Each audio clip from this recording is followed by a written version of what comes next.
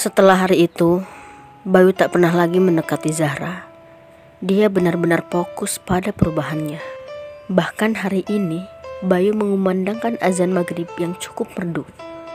Bayu memiliki suara yang bagus, dan dia juga pernah membuat band saat SMP. Tapi sekarang, setelah bertemu Zahra, dia memutuskan untuk keluar dan menghabiskan waktunya dengan Zahra, walaupun kini hubungan mereka sudah berakhir. Ba'da tarawih, semua santri dan santriwati tadarus bersama. Selesai pukul 9:30 malam. Kebetulan saat keluar, Zahra bertemu dengan Bayu dan temannya. Bayu tersenyum, Zahra ikut tersenyum. "Gimana hari-harinya?" tanya Zahra.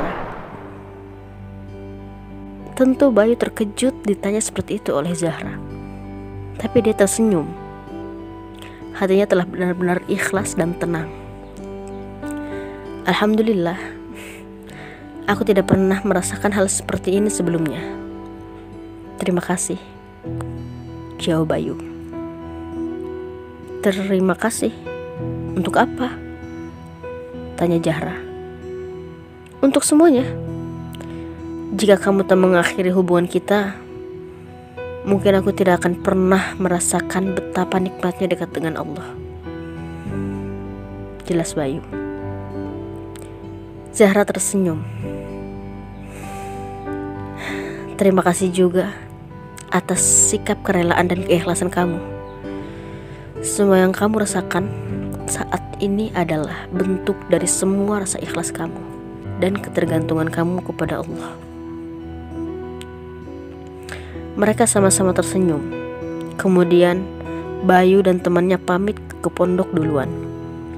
Zahra dan kebetulan ada Wiwin mengiyakan dan mereka juga kembali ke pondok perempuan. Keesokan harinya, Zahra dan Wiwin diminta ustazah untuk belanja ke pasar yang jaraknya lumayan dekat dari pesantren. Di satu sisi, Bayu dan Roni juga diminta untuk ke masjid pasar untuk meminta salah satu imam masjid itu untuk mengimami sholat tarawih di masjid pesantren. Mereka berangkat di detik yang sama dengan Zahra. Mereka bertemu di gerbang pesantren dan berjalan bersama dengan pria di depan dan perempuan di belakang. Setelah sampai pasar, mereka ke tujuan masing-masing dan tak disangka pulangnya pun mereka kembali bertemu. Suasana pasar ramai sekali. Banyak motor yang lalu lalang. Begitu juga dengan orang-orang. Lalu tiba-tiba Zahra melihat anak kecil sekitar umur 5 tahun berada di tengah jalan. Menyadari hal itu, dia langsung berlari dan menyelamatkan saat anak kecil itu hendak tertabrak motor. Beruntung anak kecil itu tidak apa-apa, tapi kaki Zahra tertabrak motor dan banyak mengeluarkan darah. Wiwin langsung menghampiri, begitu juga Bayu dan Roni. Seketika Zahra dikerumuni. Zahra menahan sakit dan ibu-ibu dari anak tadi bersedia membawa Zahra ke puskesmas dan membayar semua biayanya. Wiwin, Bayu dan Roni juga ikut. Karena tak bisa dipungkiri, Bayu begitu khawatir dengan keadaan Zahra saat ini. Karena bagaimanapun, Bayu masih mencintai Zahra dan merasakan sakit yang Zahra rasakan. Setelah selesai diobati, Bayu segera ke dalam diikuti dengan Wiwin dan Roni. "Zahra, gimana? Masih sakit?" tanya Bayu. "Alhamdulillah udah baikan kok," jawab Zahra. Ibu pemilik anak yang diselamatkan Zahra itu masuk dan menanyakan keadaannya, lalu berterima kasih dan mengatakan bahwa semua biayanya sudah dibayar. Zahra dan yang lain berterima kasih. Dan karena ibu-ibu itu tidak bisa berlama-lama, akhirnya beliau pamit pulang dan mendoakan semoga Zahra cepat sembuh. "Zahra, lain kali hati-hati. Jangan mencelakakan dirimu sendiri," ucap Bayu tiba-tiba bernada sedikit tinggi. "Kamu kenapa sih, Bayu? Apa aku tidak boleh berbuat baik?" Lagi pula, aku melihatnya, menyadarinya.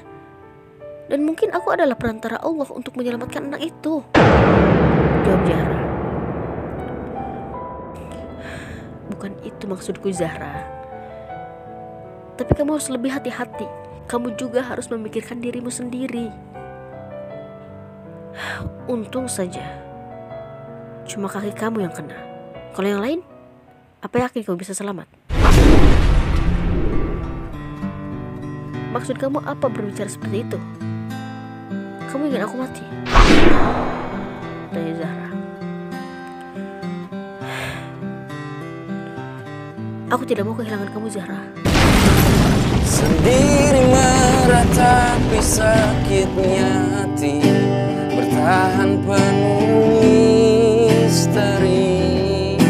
Cinta ini sesalnya abadi, di dalam hidup kau tak bisa ku miliki.